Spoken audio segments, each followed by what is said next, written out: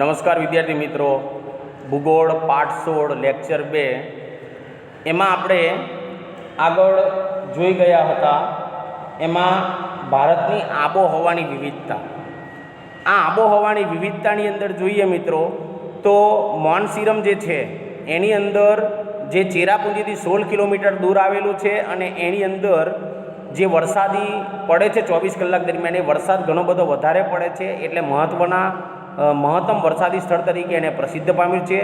જ્યારે રણ પ્રદેશની અંદર પડતો જે વરસાદ છે એ 10 થી 12 સેન્ટીમીટર જેટલો વરસાદ પડે છે. આ ઉપરાંત કેટલીક જગ્યાએ પૂરની વિકટ પરિસ્થિતિ પણ સર્જાય છે અને કેટલીક વખતે દુષ્કાળ એટલે જરૂરિયાત કરતાં ઓછો વરસાદ પડે તેને દુષ્કાળ તરીકે ઓળખવામાં આવે છે, જેને સૂકો દુષ્કાળ તરીકે પણ ઓળખવામાં આવે છે. અને અનાવૃષ્ટિ એટલે કે સૂકો દુષ્કાળ બરાબર, અને અતિવૃષ્ટિ એટલે કે જરૂરિયાત કરતાં વધારે વરસાદ પડે છે અને પાક પાકેલો ધોવાઈ જાય છે, એને અતિવૃષ્ટિ તરીકે ઓળખવામાં આવે છે. આ જે છે એ વિરોધાભાસી આબોહવાકીય સ્થિતિ છે એને આધારે જોવા મળે છે. આ ઉપરાંત ગાજવીજના તોફાનો, થંડરસ્ટ્રોમ, ધૂળની ડમરીઓ એ ઉષ્ણકટિબંધીય વિસ્તાર છે. એની અંદર ચક્રવાત એટલે કે આજુબાજુથી ભારે દબાણ રચાય અને વચમાં હળવું દબાણ રચાય, ત્યારે ધૂળની ડમરીઓ સાથે એ પવન જે છે એ ઊંચો ચડે છે અને એ પવન ઊંચો ચડતા એની અંદર જે ધૂળની ડમરીઓ સાથે પવન સાથે આકાશમાં ઊંચે ચડે છે એને ચક્રવાત તરીકે પણ ઓળખવામાં આવે છે. હવે તાપમાન છે એ પણ એક સંકલ્પના છે મિત્રો. તો તાપમાન કોને કહેવામાં આવે? તો વાતાવરણની અંદર રહેલી જે ગરમી છે એ ગરમીની સપાટી કે માત્રાને આપણે તાપમાન કહીશું. એના પછી મિત્રો ભેજ એ આગળ આવી ગયું છે શબ્દ, એ પણ સંકલ્પના છે. તો ભેજ કોને કહેવામાં આવે છે?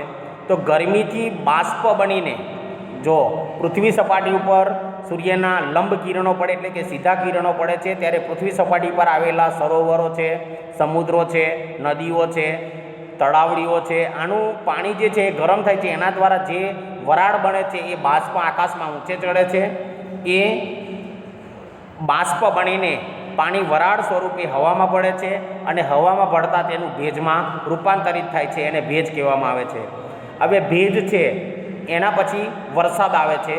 તો હવામાં ભેજનું ઠરીકરણ એટલે કે હવામાં ભેજ આકાશમાં ઊંચે ચડે છે અને જો જંગલો ઉપર રહીને આ બાષ્પો એ પસાર થતી હોય તો લીલા વૃક્ષો હોય છે એ ઠરીકરણ કે ઘનીભવનની ક્રિયા કરે છે, અને આ ઠરીકરણ કે ઘનીભવન થવાથી પાણીની અંદર જે ભેજ હોય છે એ ફોરા સ્વરૂપે વાદળોની અંદરથી વરસાદ, એ પાણી કે જલબિંદુઓ જે પડે છે એને આપણે વરસાદ તરીકે ઓળખીએ છીએ.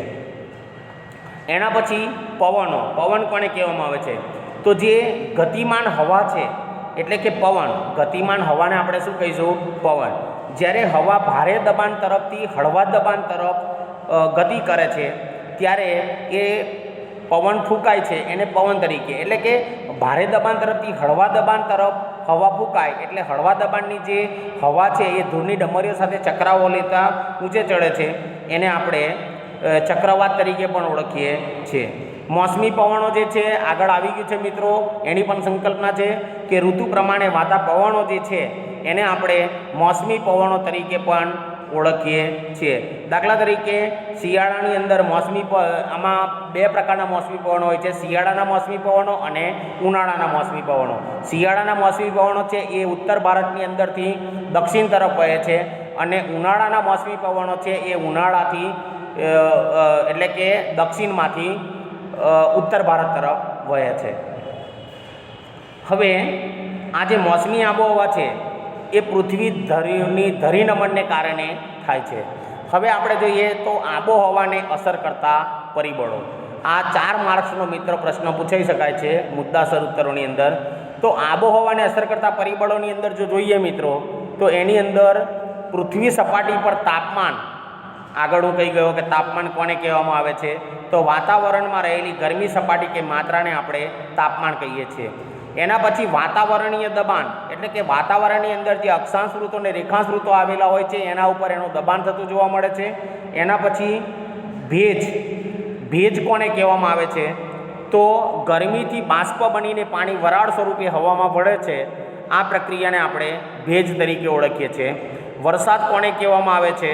અહીંયા છે સંકલ્પના જુઓ, આબોહવા પર અસર કરતા પરિબળોની અંદર પહેલી લીટીમાં તો વરસાદ એટલે કે હવામાં ભેજનું ઠરીકરણ કે ઘનીભવન થવાથી પાણીની અંદર ફોરા સ્વરૂપે વાદળોમાંથી વરસતું પાણી કે જલબિંદુઓને આપણે વરસાદ તરીકે ઓળખીએ છીએ. અને આ જે તાપમાન છે, વાતાવરણીય દબાણ છે, પવનો છે, ભેજ છે, વરસાદ છે, આ વગેરે વાતાવરણના જે ઘટકો છે એનું પ્રમાણ અને વિતરણ પર અંકુશ ધરાવતા પણ કેટલાક પરિબળો છે, જે પરિબળો આબોહવા ઉપર અસર કરે છે. ભારતની આબોહવાને અસર કરતા જે પરિબળો છે એની અંદર સૌથી પહેલું છે અક્ષાંશ. અક્ષાંશ એટલે કે પૃથ્વીના ગોળા ઉપર ઊભી દોરેલી જે રેખાઓ આવે છે એને અક્ષાંશ ઋતુ તરીકે ઓળખવામાં આવે છે. અને આ અક્ષાંશ ઋતુ જે છે એ પૃથ્વી સપાટી પર આબોહવાના પ્રકાર પ્રમાણે જે તે પ્રદેશના અક્ષાંશ પ્રમાણે બદલાય છે. હવે આ એક અક્ષાંશ વૃત્ત છે એને પ્રસાર કરવા માટે સૂર્યને એક અક્ષાંશ વૃત્તને પસાર કરવા માટે 4 મિનિટનો સમય લાગે છે. કેટલો? 4 મિનિટનો સમય લાગે છે. એટલે કે 1 કલાકની અંદર 15 અક્ષાંશ વૃત્તો એ પસાર કરે છે. અને એ અક્ષાંશ પ્રમાણે આબોહવાની અંદર જે તત્વોનું વિતરણ છે એ મોટાભાગે અક્ષાંશોને અનુસરે છે. એટલે અક્ષાંશો જે છે પૃથ્વીના ગોળા ઉપર દોરેલી જે ઊભી રેખાઓ છે અને આડી રેખાઓને રેખાંશ વૃત્તો તરીકે ઓળખવામાં આવે છે. એ અક્ષાંશોને અનુસરે છે અને 2 ક્રમિક અક્ષાંશો વચ્ચે આશરે 111 કિલોમીટરનું અંતર હોય છે. એટલે કે 2 અક્ષાંશો વૃત્તો વચ્ચે આશરે ખાલી જગ્યા કિલોમીટરનું અંતર હોય છે. 111 કિલોમીટરનું ખાલી જગ્યામાં પૂછી શકાય છે. વિષુવવૃત્તની આસપાસના પ્રદેશ પર એટલે કે પૃથ્વીના ગોળાની મધ્યમાંથી 0 અંશે વિષુવવૃત્ત પસાર થાય છે અને આ વિષુવવૃત્ત ઉપર સૂર્યના કિરણો લગભગ લંબ પડે છે, એટલે કે સીધા પડે છે. આ વિષુવવૃત્ત ઉપર સૂર્યના કિરણો લંબ પડતા હોવાથી, સીધા પડતા હોવાથી ત્યાં 12 માસ ગરમી પડે છે. ત્યારે ભારતની અંદર ઉષ્ણકટિબંધની અનુભવાય છે. ઉષ્ણ એટલે કે ગરમી વાળો પ્રદેશ આખો રચાય છે, જે 0 અંશ વિષુવવૃત્તથી 23.5 અંશ કર્કવૃત્ત ઉત્તરે અને 0 અંશ 5 વિષુવવૃત્તથી 23.5 અંશ દક્ષિણે મકરવૃત્ત. આ બંને વચ્ચેનો જે વિસ્તાર છે એને આપણે ઉષ્ણ કટિબંધીય તરીકે ઓળખીશું. અને સમશીતોષ્ણીય કટિબંધ એવા 2 આબોહવાકીય પરિસ્થિતિ ધરાવતા વિભાગમાં વહેંચાય. સમશીતોષ્ણ કટિબંધ કોને કહેવામાં આવે તો 23.5 અંશ ઉત્તરે કર્કવૃત્તથી 66.5 અંશ મકરવૃત્ત અને 23.5 અંશ દક્ષિણે મકરવૃત્તથી લઈ અને 66.5 ઉત્તર ધ્રુવવૃત્ત આ સુધીનો જે વિસ્તાર છે એને આપણે સમશીતોષ્ણીય કટિબંધ તરીકે ઓળખવામાં આવે છે. એવા એના 2 આબોહવાકીય પરિસ્થિતિની અંદર ભાગ વહેંચાઈ જાય છે અને અક્ષાંશ તરીકે ઓળખવામાં છે. એટલે આબોહવા ઉપર અસર કરતા જે પરિબળો છે એમાં સૌથી પહેલું પરિબળ છે એ અક્ષાંશ છે. બીજું પરિબળ છે એ સમુદ્રથી અંતર છે. તો સમુદ્રથી અંતર જે છે એટલે કે સમુદ્રનો વિસ્તાર છે ભારતની અંદર જે ચોમાસું શરૂ થાય છે એ એના દક્ષિણ ભાગ તરફ થાય છે, એટલે કે શ્રીલંકા તરફથી આગળ વધે છે. એટલે કે મધ્ય ભારતમાં વધારે વરસાદ પડે છે, દક્ષિણના ભાગોમાં એનાથી વધારે વરસાદ પડે છે અને ઉત્તર ભારતમાં જતાં ભેજવાળા પવનો ઓછા થઈ જાય છે એટલે ત્યાં ઓછો વરસાદ વરસે છે. સમુદ્રથી જે અંતર છે એ સમુદ્ર વિસ્તારથી જમીનના પ્રદેશો જે છે એના અંતરો એ આબોહવા પર અસર કરનાર બીજું મહત્ત્વનું પરિબળ પણ છે. સૂર્યની ગરમી જે છે એ સૂર્યની ગરમી સંઘરવાની તેમજ તેની આપલે કરવાની શક્તિ જમીન અને પાણીમાં જુદી જુદી છે. એટલે કે જમીન સૂર્યપ્રકાશની ગરમીથી વધારે પ્રમાણમાં ગરમ થાય છે, જ્યારે પાણી છે એ ધીરેથી ગરમ થાય છે. આમ જમીન અને પાણીની અંદર જે ગરમી સંઘરવાની શક્તિ છે એની આપલે કરવાની શક્તિ અલગ અલગ છે. પરિણામે સમુદ્ર અને તેના કિનારાના નજીકના ભૂમિભાગો પર સમ આબોહવા અનુભવાય છે. એટલે કે સમુદ્ર કિનારાની નજીકના જે વિસ્તારો આવેલા છે ત્યાં સમ આબોહવા એટલે કે ભેજવાળી એવી આબોહવા અનુભવાય છે. જ્યારે સમુદ્ર કિનારાથી જે દૂરના પ્રદેશો આવેલા હોય છે આ દૂરના પ્રદેશો તરફ જતા જે ભૂમિખંડો આવેલા હોય છે એ ભૂમિખંડોની અંદર આબોહવા જે છે એ વિષમ બને છે. એટલે કે ભેજ પણ ઓછો થઈ ગયેલો હોય છે અને ગરમી એની અંદર વધારે પ્રમાણમાં જોવા મળે છે. એટલા માટે તો આપણે જાણીએ છીએ તો કે ભારતની અંદર મુંબઈનો જે દરિયા કિનારો છે, મુંબઈ જે સ્થળ છે એ સમુદ્ર કિનારે આવેલું છે, મહારાષ્ટ્રની અંદર આવેલું છે અને એને કારણે ત્યાં સમ આબોહવા અનુભવાય છે. જ્યારે નાગપુર છે એ નાગપુરની અંદર દિલ્હી છે એ દરિયાથી દૂર આવેલું હોય છે અને ત્યાં વિષમ આબોહવા અનુભવાય છે. એટલે જ મુંબઈની અંદર એ સમય દરમિયાન 200 સેન્ટીમીટર જેટલો વરસાદ પડે છે, જ્યારે નાગપુર અને દિલ્હીની અંદર મિત્રો 75 સેન્ટીમીટર જેટલો વરસાદ પડે છે. હવે આ થયું એ આબોહવા પર અસર કરતું પહેલું પરિબળ હતું અક્ષાંશ, બીજું પરિબળ હતું સમુદ્રથી અંતર. ખાસ અગત્યનો સવાલ છે મિત્રો, એનું ત્રીજું પરિબળ છે એ સમુદ્રની સપાટીથી ઊંચાઈ. હવે સમુદ્રની સપાટીથી જે ઊંચાઈ છે એ સમુદ્રની સપાટીથી જે ઊંચાઈ છે એ વાતાવરણની અંદર આપણે જેમ જેમ ઊંચે જઈએ છીએ તેમ તેમ હવાનું દબાણ અને હવાનું તાપમાન છે એ ઘટતું જોવા મળે છે. એટલા માટે તો પર્વતારોહકો જેમ ઊંચાઈએ જાય ને એમ હવા પાતળી થાય એટલે પોતાની સાથે ઓક્સિજનના બાટલા પણ લઈ જાય છે. આવું તમે આગળના ધોરણોની અંદર મિત્રો ભણી ગયેલા છો. તો જ્યારે ભૂપૃષ્ઠની ઊંચાઈ જે છે એ વરસાદની અંદર વધારો કરે છે. જેમ કે હિમાલય એ પર્વતની ઊંચાઈને લીધે તેના ઘણા બધા જે શિખરો આવેલા છે, એમાં આપણે K2 કાંચનજંગા શિખર છે, નેપાળની અંદર માઉન્ટ એવરેસ્ટ છે, આવા બધા શિખરો એ ત્યાં આવેલા છે અને એ બારેમાસ જે છે એ બરફથી છવાયેલા રહે છે. ભેજવાળી હવા જે છે એ હવા ઊંચે ચડતા ત્યાં ઠંડી બને છે અને વરસાદ આપે છે. અને આ વરસાદ આપે છે એટલે અસમ છે, મેઘાલય છે, આ બધા પહાડી વિસ્તારોની અંદર આવેલા પ્રદેશો છે અને એની અંદર જેમ જેમ ઊંચાઈ વધતી જાય છે તેમ તેમ વરસાદનું પ્રમાણ એ અસમ અને મેઘાલયની અંદર સૌથી વધારે પ્રમાણમાં જોવા મળે છે. સામાન્ય પરિસ્થિતિની અંદર જોઈએ મિત્રો તો પૃથ્વી સપાટીની ઊંચે તરફ જઈએ આપણે, જેમ જેમ પૃથ્વી સપાટી તરફ ઊંચે જઈએ એમ 165 મીટરે 1 અંશે અથવા તો સરેરાશ 1000 મીટરે 6.5 અંશે જેટલું તાપમાન ઘટે છે. એટલે 165 મીટરે 1 અંશ તાપમાન ઘટે છે અને 1000 મીટર એટલે કે 1 કિલોમીટરે 6.5 અંશે જેટલું તાપમાન ઘટે છે. હવે એના પછીનું ચોથું છે એ આબોહવા પર અસર કરતું પરિબળ છે, એમાં વાતાવરણીય દબાણ અને પવનો છે. તો પવન કોને કહેવામાં આવે? આગળ સંકલ્પના કહી ગયેલો છું મિત્રો, છતાં ફરીથી એને સમજી લઈએ.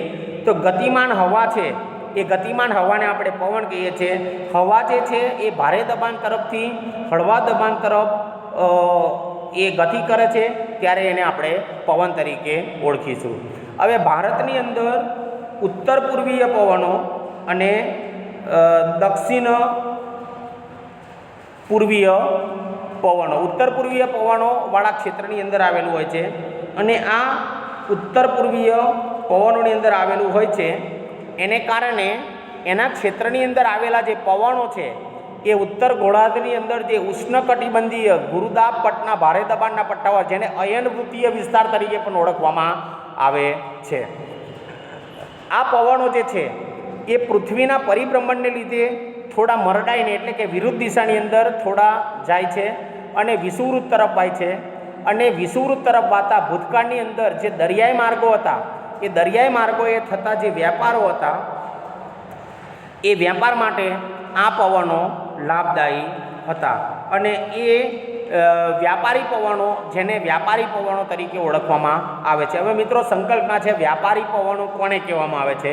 તો ભારતની અંદર ઉત્તર ગોળાર્ધની અંદર ઉષ્ણકટિબંધીના ગુરુદાબ પટ્ટા એટલે કે અયનવૃત્તિઓ છે એને લીધે ભારે દબાણ પટ્ટા જે છે જે જ્યાં હવાનું ભારે દબાણ હોય છે એના દ્વારા હળવા દબાણ તરફ એ પવનો ફૂંકાય છે અને તેથી પૃથ્વીની જે ધરીભ્રમણને લીધે થોડા ફંટાય છે અથવા તો મરડાઈ જાય છે અને એ મરડાઈ ગયા પછી એ વિષુવવૃત્ત તરફ વાય છે અને વિષુવવૃત્ત તરફ વાતા જે પવનો હોય છે એને આપણે વ્યાપારી પવનો કહેવામાં આવે છે. અને ભૂતકાળની અંદર આ વ્યાપારી પવનો છે એ સમુદ્રની અંદર જે જળમાર્ગ દ્વારા જે વ્યાપાર કરતા હતા એ વ્યાપારીઓ માટે ખૂબ જ અનુકૂળ આવતા હતા, એટલા માટે એને વ્યાપારી પવનો તરીકે પણ ઓળખવામાં આવે છે. આ પવનો એ ભૂભાગમાંથી એટલે કે પૃથ્વીના ભાગ ભૂમિ તરફથી ઉત્પન્ન થતા હોવાથી સામાન્યતઃ એની અંદર ભેજનું પ્રમાણ ઓછું હોય છે, પરંતુ ભારતના દક્ષિણે હિન્દ મહાસાગર આવેલો છે અને આ હિન્દ મહાસાગર દક્ષિણે હિન્દ મહાસાગર આવેલો છે અને પૂર્વે અરબ સાગર આવેલો છે, એટલે દક્ષિણે હિન્દ મહાસાગર આવેલો છે તથા પશ્ચિમે અરબ મહાસાગર આવેલો છે અને પૂર્વે બંગાળાની ખાડી આવેલી છે અને આ વિશાળ જળરાશિને લીધે તેના ઉપરથી જે પવનો ભેજવાળા બને છે અને આ ભેજવાળા પવનો એ ભારતમાં વરસાદ લાવે છે. એટલે કે મેં તમને આગળ પણ કહી દીધું કે ભારતમાં એની વરસાદની શરૂઆત એ દક્ષિણ દિશાએથી થાય છે. શિયાળાની અંદર હિમાલયની અંદર ઉત્તરમાં ભારે દબાણ રચાય છે. એટલે કે શિયાળાની અંદર દક્ષિણેથી ભેજવાળા પવનો એ વરસાદ આપતા જ્યારે શિયાળાની અંદર એ ચોમાસું પૂરું થવાની ઓક્ટોબર નવેમ્બરની અંદર એ છેક હિમાલયની પર્વતમાળા સુધી પહોંચી જાય છે અને આ પર્વતમાળા સુધી પહોંચી જતાં એના અંદરથી એ પવનો પછી પાછા ફરે છે. કેટલીક વખતે આ પવનો છે એ પર્વતને ઓળંગવા માટે ભેજવાળા પવનો ઊંચે ચડે છે અને એ ભેજવાળા પવનો ઊંચે ચડતા જે વરસાદ પડે છે એને વાતા વિમુખ અને વાતા ભીમુખ એ રીતે પણ એને ઓળખવામાં આવે છે. હવે આ જે પવનો છે એ પવનોની અંદર આપણે જોઈએ તો કેટલીક વખતે આ જે પવનો છે એ પવનોની અંદર વરસાદનો ક્રમભંગ પણ થતો જોવા મળે છે. એટલે કે પર્વતની જે બાજુએ પવનો ઊંચા ચડે છે અને વરસાદ પડે એને વાતા વિમુખ બાજુ અને એ પવનો પર્વતને ઓળંગી અને તેની વિરુદ્ધ સાઈડે પડે છે તેને વાતા ભીમુખ એ રીતે પણ ઓળખવામાં આવે છે. આ સમયે દક્ષિણની અંદર જે હિન્દ મહાસાગર પર હોય છે ત્યાં ભારે દબાણ રચાતું હોય છે.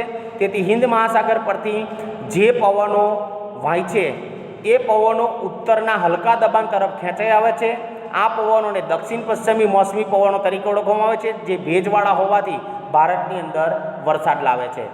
હવે ભારતીય જે વરસાદ છે એ ભારતની અંદર જે વરસાદ વરસે છે એ ભારતીય વિસ્તારથી દૂર આવેલા કેટલાક જે પ્રદેશો છે એના ઉપર ક્યારેક વિશિષ્ટ ઘટનાઓ પણ આકાર લેતી જોવા મળે છે અને જેનાથી આબોહવાની દીર્ઘકાલીન જે પ્રાચીન કાળથી ચાલી આવેલી જે પ્રણાલી છે એ સમયની અંદર થોડો તફાવત સર્જાય છે. ભારતની અંદર આ જે હવામાનો છે એ હવામાનોની અંદર જે પવનો વાય છે એ ભારતના હવામાન ઉપર જેટ સ્ટ્રીમ જેને પશ્ચિમી વિક્ષોભ એવી તરીકે પણ ઓળખવામાં આવે છે, જેને વેસ્ટર્ન ડિસ્ટર્બન્સીસ એ રીતે પણ ઓળખવામાં આવે. જેટ સ્ટ્રીમ એ પણ એક સંકલ્પમાં છે. કોને કહેવામાં આવે છે તો પૃથ્વીના બંને ગોળાર્ધની અંદર એટલે કે ઉત્તર ગોળાર્ધ અને દક્ષિણ ગોળાર્ધની અંદર 30° અક્ષાંશ વૃત્તની આસપાસ આશરે 8 થી 15 કિલોમીટરની ઊંચાઈના વાતાવરણની અંદર પાઇપ આકારના પટ્ટામાં જે અત્યંત વેગીલા પવનોની ઝડપ જે છે 8 થી 15 કિલોમીટરની ઊંચાઈ આવેલા છે 30 અક્ષાંશ વૃત્તના ઊંચાઈના વાતાવરણના ગુરુદાબ પટ્ટાની અંદર અને એ કલાકની અંદર 8 થી 15 કિલોમીટરની ઊંચાઈની અંદર જે અત્યંત વેગીલા પવનો ઝડપ એની હોય છે 150 કિલોમીટર જેટલી ઝડપ ધરાવે છે એ પવનોને જેટ સ્ટ્રીમ કે જેટ પવનો તરીકે ઓળખવામાં આવે છે. દાખલા તરીકે હિમાલયના દક્ષિણ ઢોળાવો પર શિયાળાની અંદર આ જેટ સ્ટ્રીમ પવનો વાય છે, જ્યારે ઉનાળાની અંદર જે દ્વિકલ્પ વિસ્તાર હોય છે એટલે કે જે જમીનનો ભાગ હોય છે એને 3 ભાગ જે હોય છે એ પાણીમાં હોય છે, પાણીવાળા હોય છે ને એક ભાગ હોય છે એ એનો જમીનને સ્પર્શે છે પાણી. એવા દ્વિકલ્પીય ભાગ ઉપર આ જેટ સ્ટ્રીમના પવનો સ્થિર થયેલા હોવાથી વધારે ઊંચાઈએ આ પવનો વરસાદ લાવવાની અંદર મદદરૂપ બની શકે છે, જેને જેટ સ્ટ્રીમ. પછી પશ્ચિમી વિક્ષોભ વેસ્ટર્ન ડિસ્ટર્બન્સીસ. આ પશ્ચિમી વિક્ષોભ એ પણ એક સંકલ્પના છે મિત્રો. તો પશ્ચિમી વિક્ષોભ છે એ એશિયા ઉપર રચાતો જે જેટ સ્ટ્રીમ છે એ પૂર્વ દિશા તરફ વાય છે અને આ પવનો જે છે એ ધૂળના તોફાનો સાથે પશ્ચિમી વિક્ષોભ છે એ એશિયા ઉપર રચાતા ધૂળના તોફાનો સાથે એટલે કે આજુબાજુથી ભારે દબાણ હોય અને વચમાં હળવું દબાણ રચાય ત્યારે એ પૂર્વ દિશા તરફ વાય છે. એ પવનો જે છે એ ધૂળના તોફાનો સાથે આવે છે. તેની અસર પશ્ચિમ એશિયાના દેશો અને ઉત્તર પૂર્વ ભારત અને બાંગ્લાદેશ ઉપર વર્તાય છે. દાખલા તરીકે ઉત્તર ભારતની અંદર શિયાળાની અંદર હવામાનની અંદર અવારનવાર વિક્ષેપ પડે છે જે રવિ પાક માટે ખૂબ જ ઉપયોગી છે. પરંતુ ગુજરાતની અંદર કેટલીક વખતે કમોસમી વરસાદ એટલે કે સમય વગરનો જે વરસાદ પડે જેને માવઠું એ રીતે પણ ઓળખવામાં આવે છે અને એ ખેતીના પાકને નુકસાન પણ કરે છે, જેને પશ્ચિમી વિક્ષોભ તરીકે ઓળખવામાં આવે છે. હવે મિત્રો માવઠું કોને કહેવામાં આવે છે આ પણ એક સંકલ્પના છે. તો ઉત્તર ભારતની અંદર જે પશ્ચિમી વિક્ષોભ થાય છે અને એ પશ્ચિમી વિક્ષોભને કારણે જે વંટોળ અનુભવાય છે એને લીધે થોડો વરસાદ પડે છે. આને કારણે પંજાબ અને હરિયાણાની અંદર આ વરસાદ જે પડે છે એ રવિ પાક એટલે કે ઘઉં ચણા આ જે પાક થાય છે એના માટે ઘણો બધો અનુકૂળ છે. એ આપવાનો એ કેટલીક વખતે આ પવનો જે છે એ ગુજરાતની અંદર પણ વરસાદ આપે છે, જેમ હાલમાં પડી રહેલો છે વરસાદ એ રીતે. એ ક સમયે પડતો વરસાદ હોય છે એને કારણે એને માવઠા તરીકે ઓળખવામાં આવે છે. એના પછી અલનીનો આઈટીસી ઝોન જેને ઓળખવામાં આવે છે. તો અલનીનો કોને કહેવામાં આવે છે? તો અલનીનો એટલે વાતાવરણીય તથા સામુદ્રિક અસરોથી અલનીનો કોને કહેવામાં આવે છે આ પણ સંકલ્પના છે. તો વાતાવરણીય તથા સામુદ્રિક અસરોથી દક્ષિણ અમેરિકાની પશ્ચિમે જે પેસિફિક કિનારાના નજીક ગરમ પ્રવાહ ઉદ્ભવે છે તે પેરુવિયન પ્રવાહ તરીકે પણ ઓળખવામાં આવે છે. પશ્ચિમ તરફ વહીને આ સમુદ્રની અંદર ઉદ્ભવાય છે એટલે પશ્ચિમ તરફ વહીને તેની અસર ભારત સુધી અનુભવાય છે. આ ઘટના ક્યારેક આકાર ધારણ પણ કરે છે ત્યારે જે અલનીનોની ઘટના તરીકે ઓળખવામાં બને છે. તેનાથી ભારતની જે વર્ષા ઋતુ છે એ વર્ષા ઋતુના સમયગાળા દરમિયાન વરસાદના પ્રમાણની અંદર ફેરફાર થાય છે, એટલે કે ચોમાસું અલનીનોના પવનને કારણે એ ખેંચાય છે. એના પછી આગળ છે મિત્રો આઈટીસી ઝોન, આ પણ એક સંકલ્પના છે. તો આઈટીસી ઝોન કોને કહેવામાં આવે છે? તો વ્યાપારી પવનો આગળ આપણે કહી ગયા કે જે જમીન ભૂભાગ તરફથી સમુદ્ર તરફ વાય છે અને વ્યાપારીઓ હતા એ સમુદ્ર માર્ગે વેપાર કરવા માટે એક દેશમાંથી બીજા દેશમાં જતા હતા, એને આ પવનો ખાસ અનુકૂળ આવતા હતા એટલે એને વ્યાપારી પવનો કહેવામાં આવે છે. તો આઈટીસી ઝોન એ પણ સંકલ્પના છે. આઈટીસી ઝોન કોને કહેવામાં આવે છે? તો વ્યાપારી પવનો જ્યાં ભેગા થાય છે ત્યાં વિષુવવૃત્ત ઉપર વિશાળ હળવું દબાણ રચાય છે અને હળવું દબાણ રચાય છે એને આંતર ઉષ્ણકટિબંધીય અભિસરણ ક્ષેત્ર તરીકે ઇન્ટરટ્રોપિકલ કન્વર્જન્સ એ રીતે પણ એને ઓળખવામાં આવે છે. દાખલા તરીકે જુલાઈ માસની અંદર આ અભિસરણ ક્ષેત્ર જે છે આઈટીસી ઝોન એના ઉપર 20 થી 25 અંશ જેટલું ઉત્તર અક્ષાંશીય ઉપર સ્થિર થાય છે.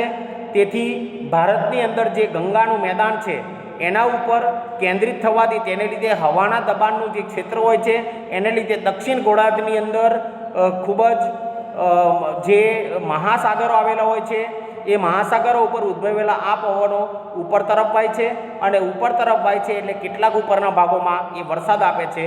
જ્યારે શીત ઋતુ વખતે એટલે કે શિયાળાની ઋતુ વખતે, ઠંડી ઋતુ વખતે આ અભિસરણ ક્ષેત્ર એ દક્ષિણમાં ખેંચાય છે, એટલા માટે ત્યાં ઉત્તર પૂર્વની દિશા અનુભવાય છે. આને આપણે આઈટીસી ઝોન તરીકે ઓળખીએ છીએ.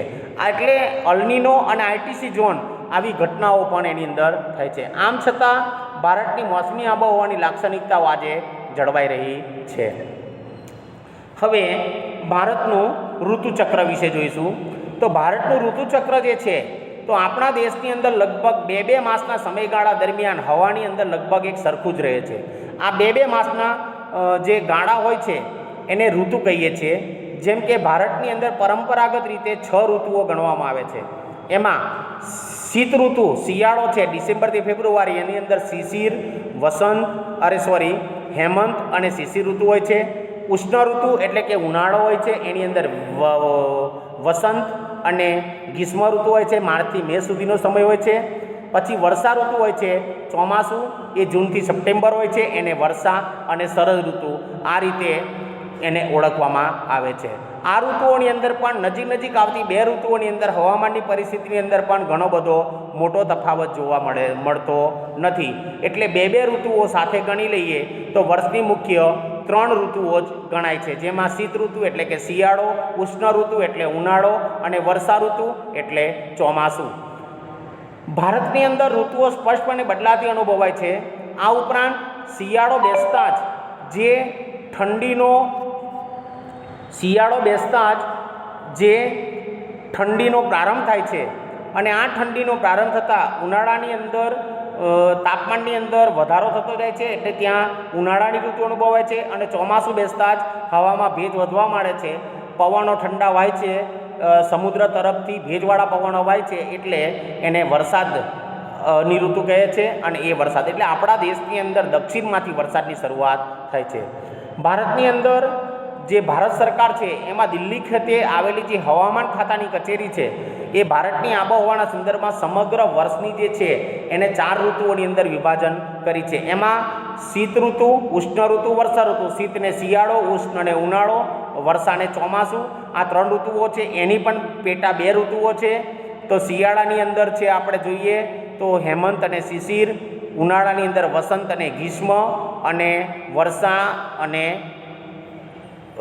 ચોમાસાની અંદર જે ઋતુઓ આવે છે એ ચોમાસાની અંદર વર્ષા અને શરદ. આ ઉપરાંત નિર્વર્તન ઋતુ એટલે કે પાછા ફરતા મોસમી પવનની ઋતુ જે ઓક્ટોબર અને નવેમ્બરના દરમિયાન એટલે કે દક્ષિણ દિશાથી જે તરફ પવનો વાય છે ભેજવાળા, એ પવનો વાતા વાતા છેક હિમાલયના પર્વત સુધી એ પહોંચી જાય છે અને હિમાલયના પર્વતે પહોંચી એ પવનો પાછા વળે ફરે છે ત્યારે એને નિર્વતન ઋતુ એટલે કે પાછા ફરતા મોસમી પવનોની ઋતુ તરીકે ઓળખવામાં આવે છે. મિત્રો, આ ઋતુચક્રનું આખું જ તમારા પાઠ્યપુસ્તકની અંદર આપેલું છે, એ જરા જોઈ લેજો એટલે તમને ખબર પડશે. બરાબર છે? તો આ ઋતુચક્રનું આખું આપેલું છે. એમાં શીત ઋતુ છે એ ડિસેમ્બર, જાન્યુઆરી, ફેબ્રુઆરી અને માર્ચ, બરાબર છે, આટલા સમય દરમિયાન વાય છે. ઉષ્ણ ઋતુ છે એ માર્ચ, એપ્રિલ, મે અને જૂન, માર્ચ, એપ્રિલ, મે અને જૂન ત્યાં સુધી વાય છે. આ ઋતુઓનું આખું ઋતુચક્ર આપેલું છે, એને વ્યવસ્થિત તમારે જોઈ લેવું. એના પછી શીત ઋતુ છે ડિસેમ્બરથી ફેબ્રુઆરી સુધી. આ શીત ઋતુની અંદર ભારત જે છે, શીત એટલે ઠંડુ, શિયાળાની ઋતુ જેને કહેવામાં આવે છે, તો ભારતની અંદર 21 ડિસેમ્બરથી ફેબ્રુઆરી 3 માસના સમયગાળાને શીત ઋતુ કે શિયાળો ગણવામાં આવે છે. 22 સપ્ટેમ્બરથી 21 માર્ચ સુધી જે સૂર્યના કિરણો દક્ષિણ ગોળાર્ધની અંદર સીધા પડે છે, આગળ કહી ગયેલો છું મિત્રો એની માટે, અને ભારતની અંદર ઉત્તર ગોળાર્ધની અંદર આવેલા હોવાથી ડિસેમ્બરથી ફેબ્રુઆરી સુધીના સૂર્યના જે ત્રાંસા કિરણોની અસર હોય છે એ રહેવાથી ઓછું તાપમાન અનુભવાય છે. મધ્ય એશિયાની અંદર જે છે એમાં એટલે કે એશિયા ખંડનો મધ્ય ભાગ, એના દક્ષિણ પૂર્વ દિશાની અંદર આ પવનો વાય છે અને આ પવનો જે હોય છે એ સૂકા અને ઠંડા હોય છે, તેથી હવામાન સૂકું અને ઠંડુ હોય છે. આ ઋતુ દરમિયાન આકાશ સામાન્ય રીતે વાદળા વગરનું અને સ્વચ્છ રહે છે. ઉત્તર પ્રદેશની અંદર ભારતની અંદર પ્રમાણમાં વધારે ઠંડો રહે છે, કારણ કે તે સમુદ્રથી વધુ દૂર આવેલો છે અને તેના અમુક ભાગો જે છે એ રણ પ્રદેશની અંદર પણ આવેલા છે. શિયાળાની અંદર આ પ્રદેશ ઉપર હવાનું ભારે દબાણ તૈયાર થાય છે અને ભારે દબાણ થતાં પવનની દિશા બદલાય છે, એટલે કે ભારે દબાણ તરફથી ઠંડા અને સૂકા પવનો એ હળવા દબાણ તરફ ફૂંકાવા લાગે છે. આ પવનો જ્યાં જ્યાં પહોંચે છે ત્યાં ત્યાં તાપમાનની અંદર ઘટાડો કરે છે. દિલ્હીની અંદર શિયાળાનું તાપમાન ઘણીવાર 10 અંશે કરતાં પણ નીચું જાય છે, જ્યારે અલ્હાબાદની અંદર આ તાપમાન 16 અંશે અને કોલકાતાની અંદર 18 અંશે તાપમાનની આસપાસ રહે છે. હિમાલયની અંદર જ્યારે હિમવર્ષા થાય છે, શિયાળા દરમિયાન જ્યારે પાછા ફરતા મોસમી પવનો હોય છે, ત્યારે શિયાળાની અંદર જ્યારે હિમવર્ષા થાય છે હિમાલયની અંદર, ત્યારે આગળ પણ હું કહી ગયો કે હિમાલયના કેટલાક શિખરો છે એ બરફથી છવાયેલા રહે છે અને એ હિમવર્ષા થાય છે ત્યારે ત્યાંથી ઠંડી અને ભારે હવા જે છે એ ઉત્તર ભારતના મેદાન તરફ ધસી આવે છે. પરિણામે આ મેદાનો સહિત રાજસ્થાન અને ગુજરાતની અંદર ઠંડીનું મોજું ફરી વળે છે અને તાપમાનની અંદર એકાએક ઘટાડો પણ થતો જોવા મળે છે. કેટલાક ભાગોની અંદર આ ઉત્તર ભારતની અંદરથી જે પવનો પાછા ફરતા હોય છે એને કારણે હિમ પણ પડે છે અને આ હિમ પડતા કપાસ અને તમાકુ જેવા પાકને પણ જે જાન્યુઆરીની અંદર નુકસાન પણ થતું જોવા મળે છે. અલબત્ત આ જે શીત ઋતુ છે, શિયાળાની ઋતુ છે, એની અંદર ઊંચા પર્વતીય વિસ્તારો આવેલા હોય છે. એ ઊંચા પર્વતીય વિસ્તારો સિવાય ભારતની અંદર જે તાપમાન છે એ તાપમાન ઠાર બિંદુથી નીચું જતું નથી, એટલે કે 0 અંશે કરતાં નીચું જતું નથી. કારણ કે હિમાલયની જે ગિરિમાળાઓ છે એ હિમાલયની ગિરિમાળાઓની અંદર મધ્ય એશિયા તરફથી આવતા અતિશય જે ઠંડા પવનો હોય છે એને રોકે છે, અને એ સમય દરમિયાન ભારતને સખત ઠંડીથી આ જે હિમાલય પર્વત છે એ આપણું રક્ષણ પણ કરે છે. આગળ હું મિત્રો કહી ગયેલો છું કે આટલું જાણવું ગમશે. ભારતના હવામાન બાબતે સમાચાર પત્રમાં વારંવાર વપરાતા કેટલાક શબ્દો ઓળખીએ હું આગળ તમને કહી ગયેલો છું. શિયાળો જે છે એ શિયાળા દરમિયાન જે ઉત્તર ભારત કરતાં દક્ષિણ ભારતની જે પરિસ્થિતિ છે એ ખૂબ જ જુદી છે. દક્ષિણ ભારતની અંદર ઉષ્ણકટિબંધ આવેલો છે અને એ વિષુવવૃત્તથી નજીકમાં આવેલો છે, એટલા માટે ત્યાં દ્વિકલ્પીય આકાર ધરાવે છે. દ્વિકલ્પ એટલે આગળ કહી ગયેલો છું મિત્રો, વધારે ખાસ કહેવાની જરૂર લાગતી નથી. 3 ભાગ પાણીમાં હોય અને એ 3 ભાગમાં પાણી હોય ને 1 ભાગમાં જમીન હોય ને એ જમીનના ભાગને સમુદ્રનું પાણી સ્પર્શતું એને દ્વિકલ્પ તરીકે ઓળખવામાં આવે છે.